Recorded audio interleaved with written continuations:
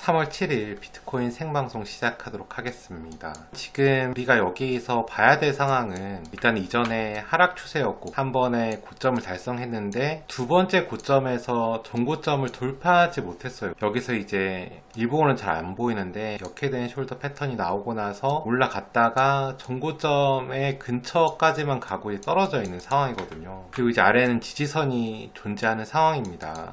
그래서 사실은 이런 차트의 흐름이 지금 상승과 하락을 판단하기는 어렵지만 차트의 상황 자체는 좋지는 않아요. 일단 그 이유는 지지선을 만들고 있죠. 이 지지선을 만들수록 제가 항상 얘기하는 건 지지선이 뚫리면 위험하다 이런 얘기를 하거든요. 근데 이 지지선이 꽤나 이전에도 두텁게 매물대가 형성되어 있던 지지선이기 때문에 좀 지지선이 형성되고 있는 게 뚫리면 위험하기 때문에 사실은 저항선이 형성되고 있는 건 또 뚫리면 좋기 때문에 괜찮긴 한데 문제는 이제 위쪽으로 물론 전고점의 근처에 가긴 했거든요. 조금 모자라요. 근데 문제는 이제 이 앞에 하락 추세라는 게 있죠. 이게 하락 추세에 고점을 치고 그 다음이 고점을 돌파 못하면은 이게 반복되면은 하락 삼각형이 되는 거거든요. 지금 이 상황에서 상승세를 타기 위해서는 전고점을 돌파하는 게 가장 중요합니다. 전고점을 돌파하기 전까지는 상승세라고 판단하기 제 생각에는 어려울 것 같아요. 지금 이런 상황에 전고점을 돌파한다고 하면은 제 생각에는 단기적으로는 좀 긍정적으로 볼 수 있을 것 같거든요.